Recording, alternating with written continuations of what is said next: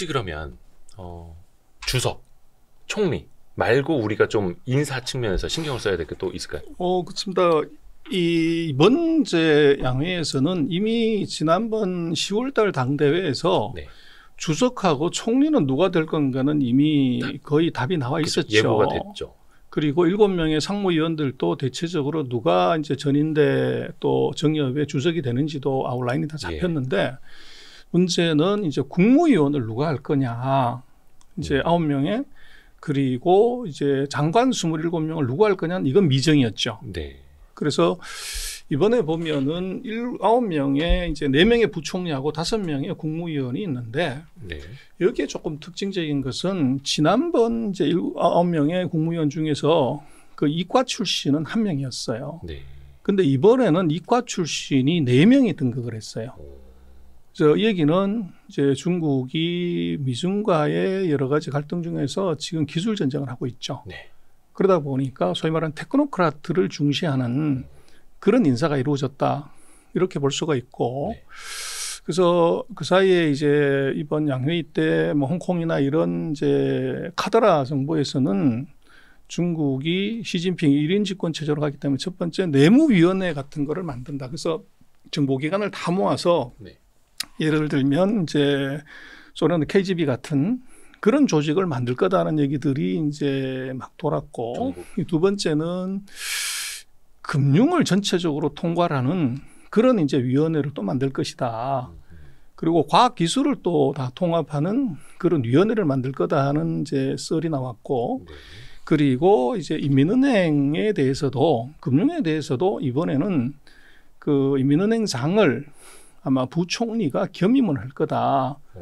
그런 이제 얘기들이 뭐 홍수를 이루었죠. 근데 이번에 이제 장관 인선을 하는 걸 보면 그 4가지 중에서 1가지만 이제 맞았고 나머지 이제 3가지는 엉터리였다.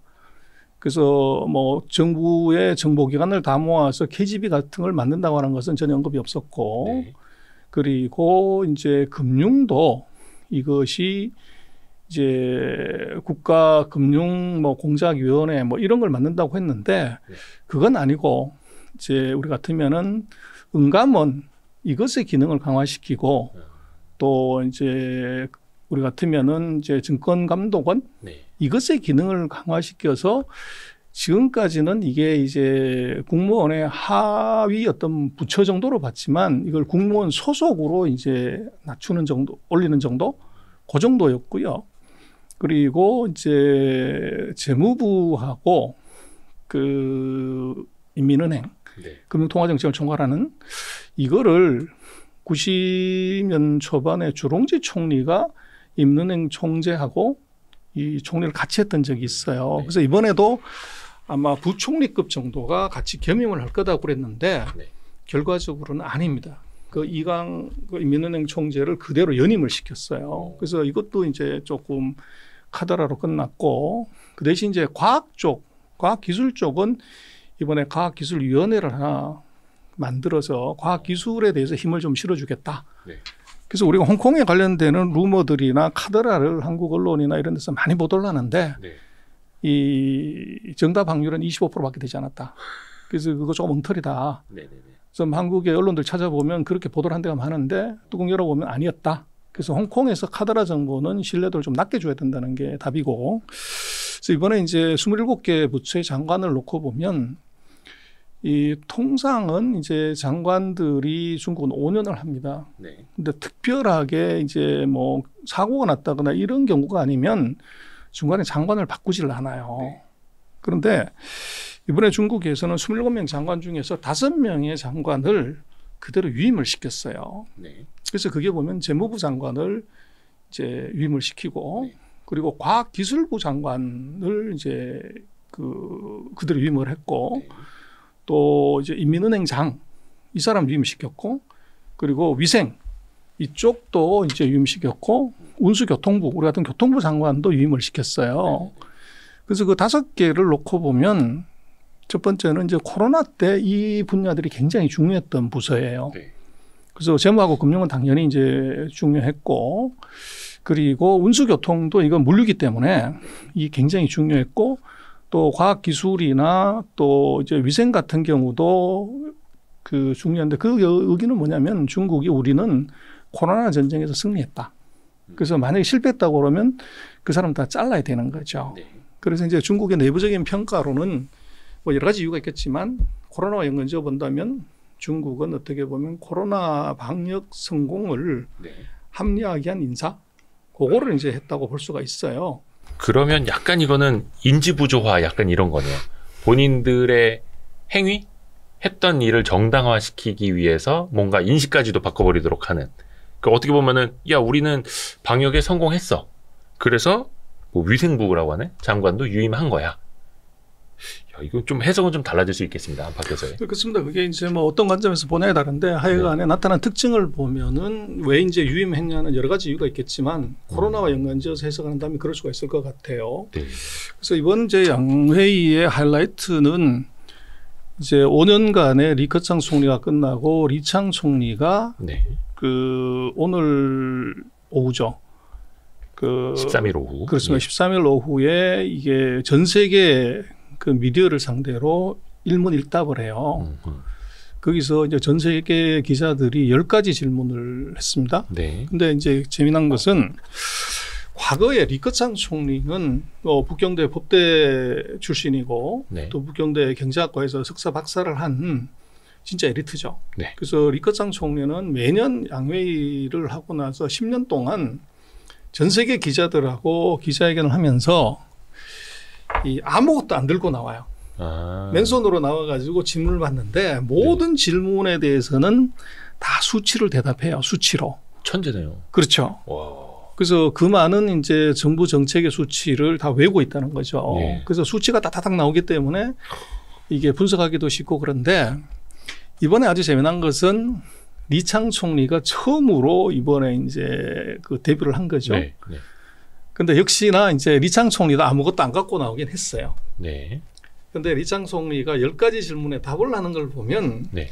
구체적인 수치는 단 하나도 안 나왔어요. 어. 다 이제 둘이 뭉실하게 이제 얘기를 한 거죠. 물론 네. 그것은 이제 오늘 그 정식으로 이제 취임을 한 거기 때문에 업무 네. 파악이 안 돼 있다. 뭐 이런 것도 볼 수가 있지만 지난 이제 리커창 총리하고는 확연하게 다른 것이 이제 어떻게 보면 수치적인 제시를 안 했다는 것이 좀 다른 점이에요. 다른 점이고 그 대답의 대부분이 보면 시진핑 주석이 얘기했던 추상적인 단어의 리바이벌 이런 정도로 끝을 냈어요. 그래서 그게 이제 어떤 의미냐를 좀 더 두고 봐야 되겠지만 아마 앞으로도 과거의 리커창 총리처럼 예리하게 이 대답하고 구체적인 수치로 대답하는 것은 앞으로도 아마 잘 나오기 어려울 것 같아요. 그래서 아마 앞으로 그 예전 같았으면 중국 경제 어떻게 볼래 그럴 때 시진핑과 리커창의 손을 봐라 그런 네. 얘기를 했었는데 네. 그 시진핑은 얘기를 할 때 아무 동작이 없어요. 이게 무표정하게 말만 나는데 리커창 총리는 액션이 굉장히 커요. 그래서 손으로 막 강조하고 뭐 이렇게 하는데 그 표정이나 행동을 강하게 했을 때가 그게 강조점이에요. 리커창 전 총리 같은 경우에는. 그렇죠. 그래서 네. 그걸 보면 저 정책의 강도가 얼마 정도구나를 알 수가 있는데 이번에 리창 총리는 시진핑과 굉장히 유사한 패턴을 보였어요. 이 표정 안 변하고 이제 가만 이제 앉아서 얘기를 한 거죠. 약간 포카페이스 같은. 그래서 앞으로 이제 이 새로운 정부의 경제 정책을 읽는데 아마 분석하는 쪽에서는 굉장히 좀 애로사항이 있을 것 같다 그런 느낌 들었습니다. 오히려 시장이 더 해석하기 더 힘든 거네요. 그렇습니다. 근데 그동안에는 그럼 리커창이 이제 액션을 막 쓰면서 했던 것들이 실질적으로 이제 정책적으로 막 나타나고 했던 건가요? 그러면 그렇죠. 성과로도 나타나고. 그렇죠. 근데 성과는 이제 아까 말씀드렸던 것처럼 그게 50대 50이죠. 예. 잘된 것도 있고 못된 것도 있고. 그래서 이제 새로운 정부의 지도자는 그런 이제 액션으로 보여주지는 않는다는 거죠. 그래서 아마 숫자로 보여줄 가능성이 이제 굉장히 높아 보인다. 그러니까 리창 총리의 정책들도 하나하나 좀 주목을 좀 해봐야겠습니다. 그러니까 아까 그 과학기술부 같은 거를 이제 만들었다고 했고, 그렇죠? 그리고 그쪽 뭐라 해야 되나 인력을 더 강화했다라고 보여야 될까요? 그래서 이제 기능이나 네. 또 그 역할 뭐 이런 거를 이제 국가의 과학기술 정책을 총괄하는 그런 이제 헤드쿼터를 하나 만들었다고 봐야 돼요. 그래서 과거에 중국도 물론 과학기술에 대해서 뭐 열심히 하긴 했지만 그런 정도로 강도를 보신 적이 없어요. 그래서 이것은 미일 반도체 전쟁의 그 원인이 있다고 보여져요.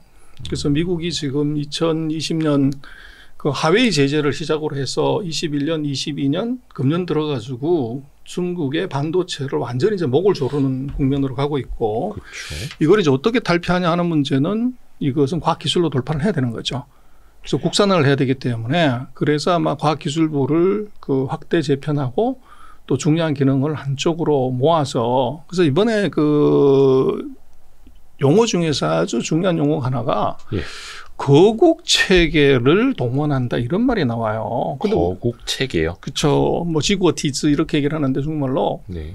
그래서 우리는 그런 말 안 쓰죠. 그래서 이건 무슨 말이냐면 모든 국가 자원을 다 동원해서 반도체를 국산화하고 생산하는 데 집중한다 이런 뜻이에요. 아, 우리식 표현으로 따지면 국가자원 총동원.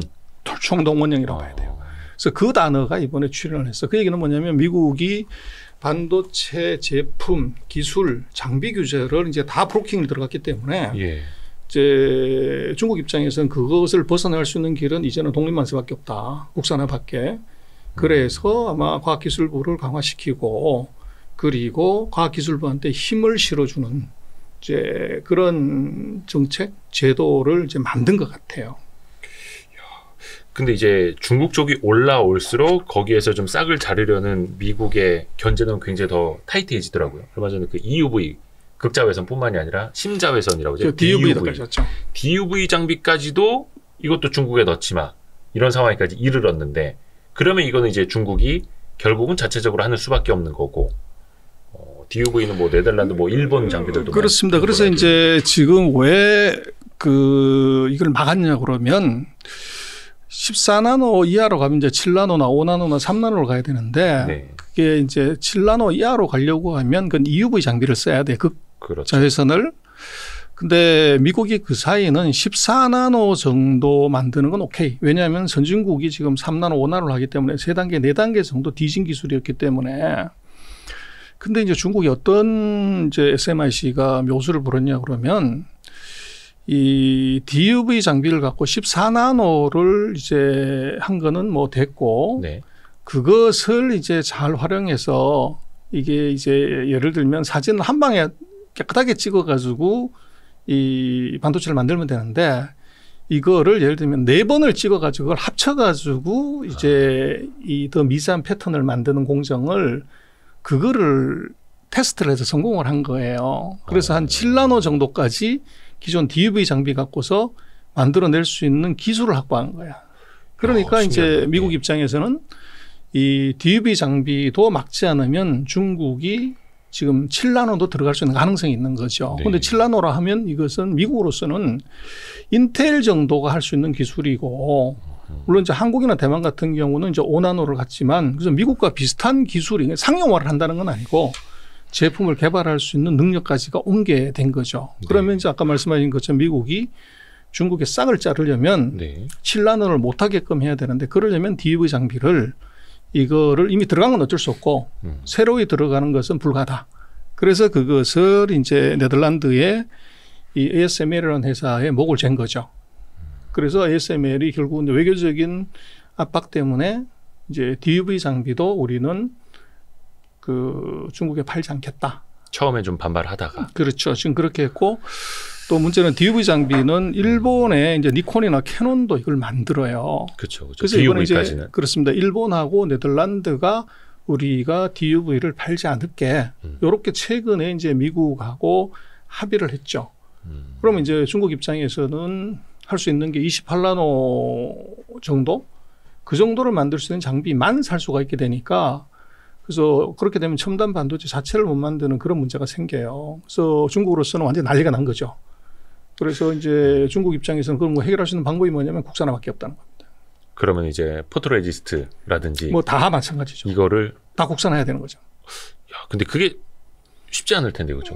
그래서 이제 중국으로 놓고 보면 뭐 지금 여러 가지 예측이 나오지만 인구가 14억이잖아요. 예. 그래서 이 사람들이 뭐 맘먹고 한다고 그러면 5년이 걸릴지 10년이 걸릴지 모르지만 만들 수는 있어요. 근데 문제는 이제 시간이 오래 가게 되면 기술이 노후화되고 또 신기술이 나오고 특히 이제 4차 산업혁명이 뭐 이게 메타버스니 빠르니까. 지금 챗 GPT니 뭐 이런 게 막 나오는데 그게 뭐 예를 들어서 우리가 3개월 전만 해도 이게 챗 GPT 얘기를 안 했었잖아요. 네. 그럼 앞으로 예를 들면 3년, 5년의 시간 안에 이게 엄청나게 빠른 속도로 갈 건데 이제 그때의 새로운 것에 대한 서포트가 안 되는 거죠. 그래서 중국으로서는 굉장히 당황스럽고 이제 이걸 아까 말씀드린 국가의 모든 이제 역량을 동원해야 되는 이유는 이걸 안 해갖고서는 4차 산업혁명에서 뒤지게 생겼고 4차 산업혁명이 뒤지면 미국과 경쟁하거나 추월하는 건 원천적으로 불가능해지죠. 그러니까 이제 국가적으로 동원하게 돼서 미국이 지금 528억 불인가 7억 불인가 보조금 주겠다고 그러는데 제가 볼 때는 중국이 아직 말은 안 하고 있지만 제가 볼 때는 그게 3배 정도 보조금을 줄 것 같아요. 그건 어차피 자국 기업들한테 주는 그렇죠. 거잖아요. 예. 그래서 돈 신경 쓰지 말고 개발해라. 돈 신경 쓰지 말고 이제 캐파 늘려라. 그렇게 갈 확률이 굉장히 높죠.